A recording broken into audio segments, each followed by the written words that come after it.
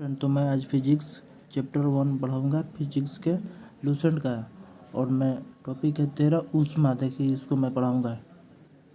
ऊष्मा हीट यह वह ऊर्जा है जो एक वस्तु से दूसरी वस्तु में केवल तापांतर टेम्परेचर डिफरेंस के कारण स्थानांतरित होती है। किसी वस्तु में निहित ऊष्मा उस वस्तु द्रव्यमान पर निर्भर करती है। यदि कार्य W ऊष्मा Q में बदलता है तो W/Q या J यानी जूल या W=JQ, जहाँ J एक नियतांक है जिसे ऊष्मा का नियंत्रित तुलना मैकेनिकल इक्विवेलेंट ऑफ हीट कहते हैं। J का मान 4.186 जूल पर कैलोरी होता है। इसका तात्पर्य यह हुआ है कि यदि 4.186 जूल का यांत्रिक कार्य किया जाए तो उत्पन्न ऊष्मा की मात्रा 1 कैलोरी होगी।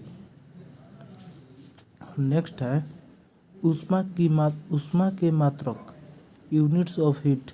ऊष्मा के एसआई मात्रक जूल है। इसके लिए निम्न मात्रक का प्रयोग भी किया जाता है। 1 देखिए कैलोरी 1 ग्राम जल के ताप 1 डिग्री सेल्सियस बढ़ाने के लिए आवश्यक ऊष्मा की मात्रा को कैलोरी कहते हैं। अब देखिए 1 BTU = 252 कैलोरी। विभिन्न मात्रकों में संबंध है। देखिए 1 कैलोरी = 4.186 जूल। 1 किलो कैलोरी 441 देखिए यहाँ पर 4186 जूल होता है और =1000 कैलोरी होता है। तो हम लोग पढ़ेंगे अंतर्राष्ट्रीय कैलोरी। देखिए फ्रेंड, अंतर्राष्ट्रीय कैलोरी इंटरनेशनल कैलोरी 1 ग्राम शुद्ध जल का ताप कितना होता है 14.5 डिग्री सेल्सियस से 15.5 डिग्री सेल्सियस तक बढ़ाने के लिए आवश्यक ऊष्मा की मात्रा को 1 कैलोरी कहा जाता है। अब देखिए British thermal unit BTU British thermal unit 1 pound जल का ताप 1 डिग्री फ़ारेनहाइट बढ़ाने के लिए आवश्यक ऊष्मा की मात्रा को 1 BTU कहते हैं। ताप वह भौतिक कारक है जो वस्तु से दूसरी वस्तु में ऊष्मीय ऊर्जा को प्रवाह की दिशा निश्चित करता है, अर्थात जिस कारण से ऊर्जा स्थानांतरित होती है उसे ताप कहते हैं। अब देखिए फ्रेंड, ताप मापन पढ़ेंगे यानी ताप ऑफ मेजरमेंट ऑफ टेम्परेचर। क्या पढ़ेंगे? मेजरमेंट ऑफ टेम्परेचर, तापमापी। थर्मोमीटर ताप मापने के लिए जो उपकरण प्रयोग में लाया जाता है उसे तापमापी कहते हैं। क्या कहते हैं? तापमापी। निम्न प्रकार ताप पैमाने प्रचलित है।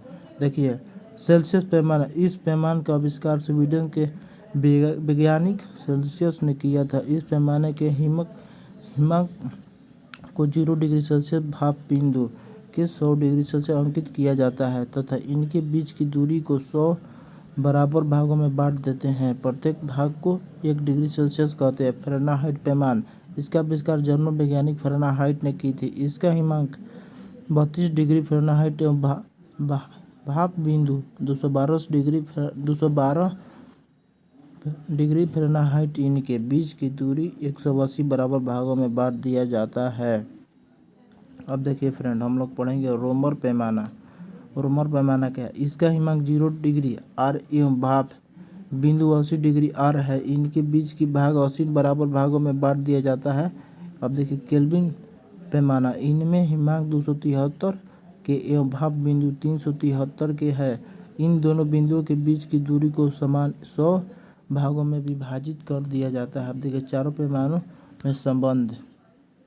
देखिए फ्रेंड, C-0/100 = F/-32 = 180 = R-0/80। अब देखिए यहाँ पर K-273/K है। अब देखिए परम शून्य एब्सोल्यूट जीरो सिद्धांत रूप से अधिकतम ताप की कोई सीमा नहीं है, परंतु निम्न ताप की सीमा है। किसी भी वस्तु ताप -273.15 डिग्री सेल्सियस से कम नहीं हो सकता है। इससे परम शून्य ताप कहते हैं। केल्विन पैमाने पर ओके लिखते हैं। क्या लिखते हैं? ओके, अर्थात ओके = -273.15 डिग्री सेल्सियस से 273.16 K = 0 डिग्री सेल्सियस है। देखिए फ्रेंड, अब हम पढ़ेंगे पहले सेल्सियस पैमाने को सेंटीग्रेड पैमाने कहा जाता था। केल्विन में व्यक्त ताप में डिग्री 0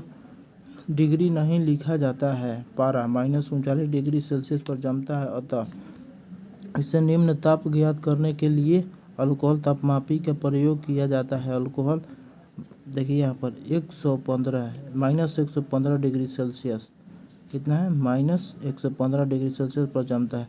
तो फ्रेंड मैं वीडियो कहीं पर एंड कर देता हूँ, वीडियो बहुत लंबा हो जाएगा, अगले नेक्स्ट वीडियो में मिलूँगा।